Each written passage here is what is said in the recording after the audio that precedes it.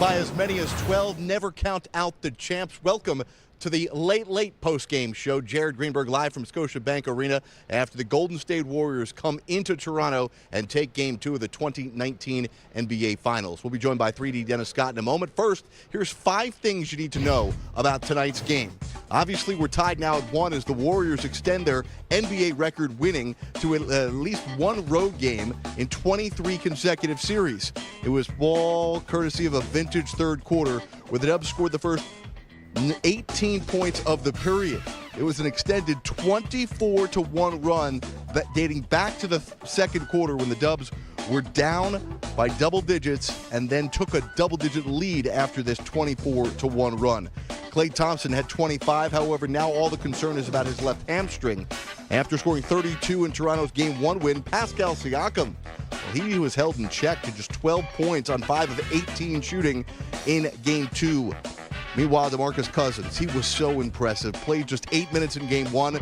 Sunday, he played 28 minutes, either making or being a part of countless number of big plays. Let's get more on the Dubs injury situation here, where they've obviously been playing without Kevin Durant. They got Cousins back, been dealing with a bit of an injury for Iguodala, and now all eyes on Klay Thompson. Here's Allie LaForce. Guys, there's a lot of limping going on in this Golden State locker room. Klay Thompson walked by moments ago with a noticeable limp from pulling that left hamstring. Coach Kerr did confirm he pulled the hammy. He said Klay told him that he was fine, of course, jokingly saying that if Klay was half dead, he would still say he was fine. So that's going to be an uphill climb for him. I just talked to Kevon Looney dealing with the chest injury. He was icing his chest, got treatment after that, he told me, and then had an ice pack on under his hoodie. While I was talking to him, I said, can you play in Game 3? He said, that's the plan, but I need to see how I feel tomorrow. He wasn't sure exactly what was going to happen. I said, did you give Bogut any advice? He said, no, he's my mentor. I don't give him advice when he goes in the game. I just let him know I wasn't coming back in. And I think that's what makes this Golden State team really special, is the next man up mentality is not overwhelming for them. It's all they've known. For all the players that I talked to, they said, we've been dealing with this for the last month and a half. DeMarcus Cousins playing the most minutes since the second round. Kevin Durant, and playing without him. It's not surprising to any of them. In fact, Quinn Cook told me when Andre Iguodala hit the shot, it wasn't surprising at all to the team because they've seen him hit big shots. Bogut had a great quote. He said, the players on this team have been starters and played a lot of minutes. They've been on teams where they haven't played at all. They've seen everything the NBA could possibly throw at someone, and we're ready for it. Now it's just up to getting as healthy as possible for Game 3.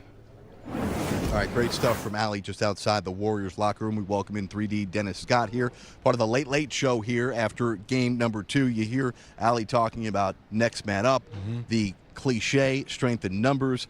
Well, last night we saw it. It's not really cliche with how many guys stepped up and made big plays for this team. But let's focus on Klay Thompson, because as much as they gritted out a win without him here in the second half tonight, that may not be the case if they don't have him on the court moving forward. No question about it, Jared. When that play happened, we were all sitting back in the green room. We were like, what was Klay trying to do? Like, was he trying to kick the offender as he were going by? He comes down awkwardly. Now the hamstring is tightened up.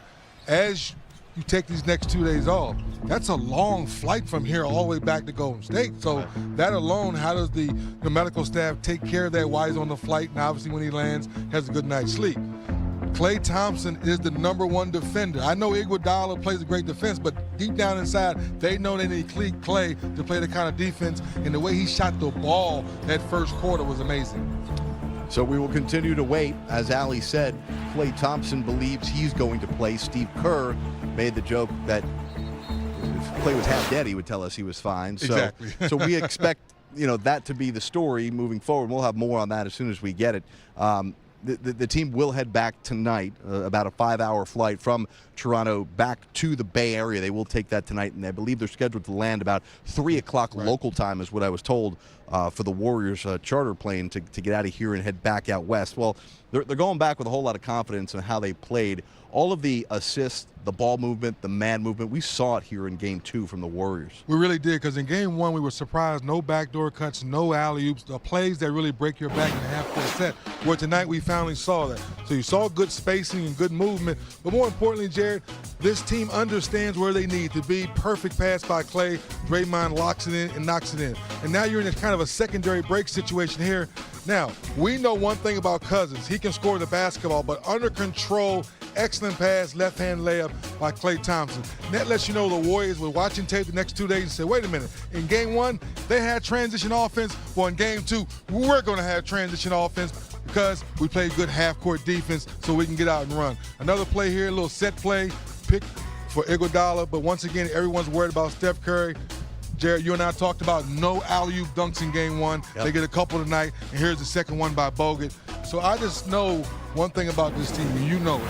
We've been following this team up close. They really share and care. Yep. When Quinn Cook coming in knocking down 3 threes, no one was surprised. You see the way Steph Curry jumped at him. I thought he was going to get another tech. Exactly, coming on the floor, right? So I'm not nervous or scared because we know this team knows how to regroup.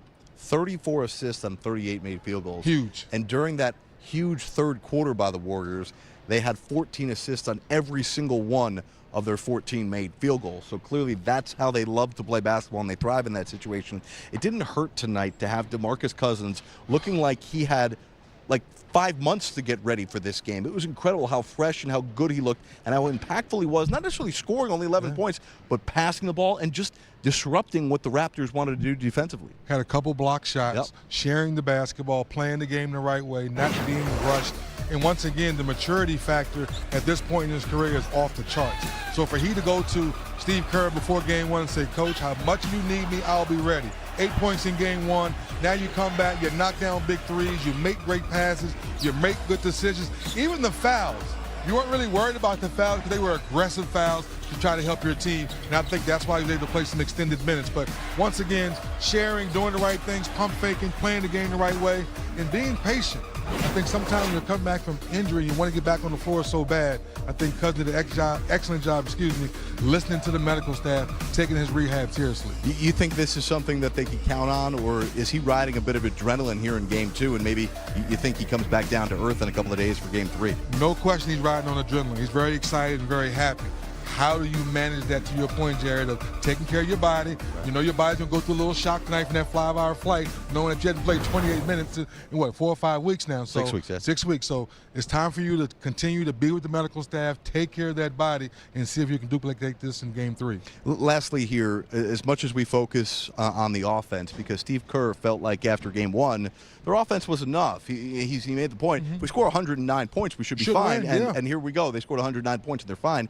He was really impressed with their defense tonight, and we'll go into depth on this a little bit more, but just focusing in on one of our headlines, the 5 things you need to know, Siakam. Yeah. He was so good. What was the difference in Siakam 2 nights ago and Siakam getting held to just 12 points in game 2? Well, they definitely made a conscious effort on him a little bit more than in game 1, but a lot of those tough shots we talked about in the green room he made in game 1, he didn't make tonight. Coming across the lane, a couple of those floaters went in and out. The wide open threes he were making in game 1 throughout the whole season, he did not make tonight. So I'm sure the coaching staff for the Raptors are going to say, hey guys, look at all these wide open shots we missed uncontested we made in game 1. It's a cool atmosphere in the building again tonight. Oh yes, the fans are great. Again from the national anthem, O Canada, where the crowd sang the majority of it, which was really cool. Barack Obama was here. I know. I'm mad I didn't get a chance to meet him. I'm mad. He came over and sat next to me for a while. I want him to say players only, baby. You know, I want him to get that in there. Come on, Barack. Next time, come holler at 3D, baby. Much more coming up on the Late Late Show. We'll look back to the best sounds of the night. Plus, we'll tell you what our social media moments of the night were. Siakam had one, a high-flying dunk. Man, he set the tone early, but it wasn't enough for Drake's squad. They now head to the West Coast, tied up at 1 in the 2019 NBA Finals. Their usual 16 turnovers, because that's who Golden State is. But some of the playmaking was great, and it was, like I said, so much of it was backdoor stuff. It was all downhill. Yeah, Matt, well, so much attention and focus is going to be on Steph Curry and Klay Thompson, and rightfully so. But the passing and the cutting and the unselfishness, you know, you can't diagram this, and it's hard to defend. You have to stick to your principles. Chuck, we talked about this before game 1. You got to just be aware at all times. But Golden State's so unselfish, so willing to pass, and, of course, making plays and great finishes for this team. And a lot of these are at the rim. These aren't three-pointers. These are at the rim off of these assists, and a great pass here by Steph Curry to Bogut. Well, I thought, Grant, also they had better movement. You can see bodies are lively, and Draymond gets a chance to hit Bogut. I know he is excited to have that live guy back. And Bogut, I told you again, I was impressed. Just 7 minutes to come in and go 3 for 3. That was huge. Let's bring in Draymond Green after this this scrap of a game 2. Congratulations. Thank you. You guys down double digits for the 5th straight game now in the postseason. You come back with this massive run spanning the second and third quarter and then had to hold on at the end, losing players along the way. How do you describe what just happened? I mean, well, with that run in the first half, I felt like we were getting great shots, and they just weren't falling. But we stayed the course. We picked it up in transition. We started the game off great in that area, and then we kind of let it get away from us. Once we picked that back up, we got stops, and we was able to get out and run, and, you know, it was successful for us. You guys weren't hitting shots early in the game, but you racked up assists with a lot of easy buckets on some of the stuff we just showed. What was the offensive tweak that allowed you to get behind their defense so often? I think we were just more aggressive. You know, first game we were on our heels a lot, and, you know, I think we kind of turned that tonight. We put them on their heels on both sides of the ball, and, you know, it was enough for us to come out with the win. Yeah, Draymond, y'all had 109 the first game. Tonight, 109. The defense really seemed to make a big difference. What was the point of emphasis or the game plan defensively, that adjustment between game one and game two? Well, number one was to get back in transition. I think they had 24 points or something like that in transition, and also to tighten our shell up. You know, there were so many gaps in our defense in the first game. We tightened that up. We want to make guys see body. They got some great players on that team. You let them play one-on-one and not in the crowd, you know, they get comfortable. So I think we made them a little uncomfortable today.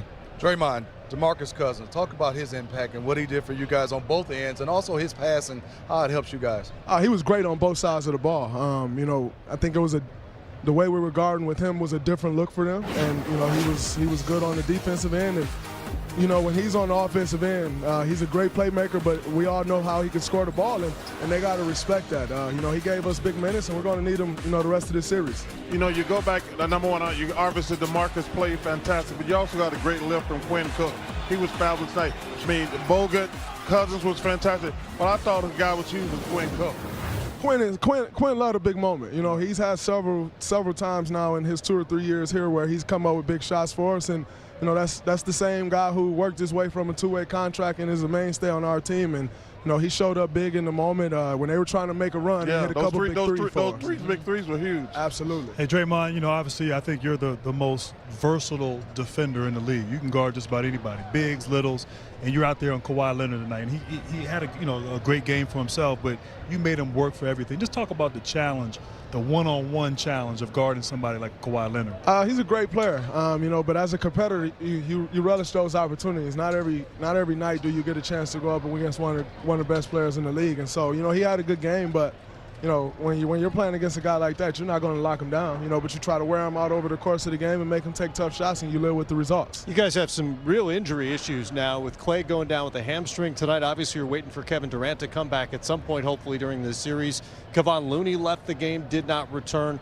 You get all these contributions, and I know you'd love to have all these players back, but collectively, what does it do for the morale when everybody's involved like this on this stage? You know, it's great for our team morale. You know, when you got guys going down and, you know, everyone else is stepping up. You know, it's a confidence booster. You know, you feel better about yourself. So, you know, it's going to be tough to overcome these injuries, but, you know, we've been faced with a bunch of challenges over the course of these 5 years now, and, you know, we just got to continue to push and do whatever we can and continue to get contributions from the guys off the bench. Draymond, from game one to game two for you offensively, little hesitant in game one. What was your mindset now offensively? Because you came out a little bit more aggressive scoring the ball downhill.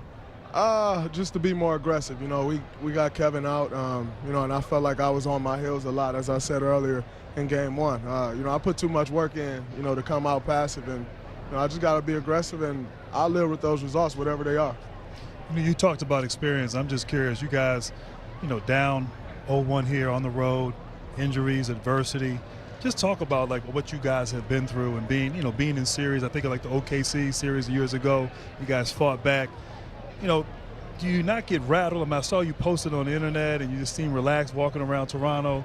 Just what's the mindset collectively of your team when you guys, you know, get down in this series like you were game one? I think we play our best basketball when we're threatened. You know, when a team poses a threat, you know, I've never seen us fold. And, you know, me and Steph was talking about it today. Like, it's so weird when you're just sitting and waiting on the game because, you know, you're in the finals and you really just sit around. And so you don't really get a chance to get away from it. You know, I try to stay loose. You know, I got some lunch and, you know, just kick back last couple of days. But, I mean, it's the NBA Finals, so it should have all of your attention. But when we're faced with challenges, we don't get rattled and we just keep pushing, and it's been good for us. You guys know the rhythm of the finals as well as anybody now. So what do you expect for Game 3? You've been through this before, the win, loss, bounce back thing, adjustment, the whole deal. I mean, they're going to come out pissed off. They just took a loss on their home court, and they're going to come back and try to get that win back. So, I know our crowd is going to be great when we go home, and you usually play a little better at home, so that bode well for us. But we can't expect to just go home and walk into a win. We're going to have to go home and try to take these 2 wins. Got something we want to show you. I don't know what it is. It'll be a surprise to all of us, but it's going to pop up on the screen right there. Is that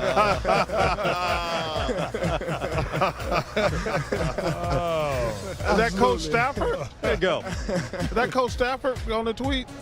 Stallard. Okay. What did you say? Stallard. No, it's Coach. It looked like I don't have my glasses on. Put your glasses, Chuck. Okay. Put your glasses on, man. There you go. That was That's curated good. just for you. That's good. I appreciate that. Enjoy the trip back west. Good luck moving forward in Game 3 and beyond. Thanks a lot, fella. Draymond Green had a triple-double in Game 1, near triple-double tonight. More importantly, a win for the Warriors, who have evened up this series at 1 apiece. Much more coming up here. It's Game Time Live, presented by YouTube TV after a Game 2 Warriors win.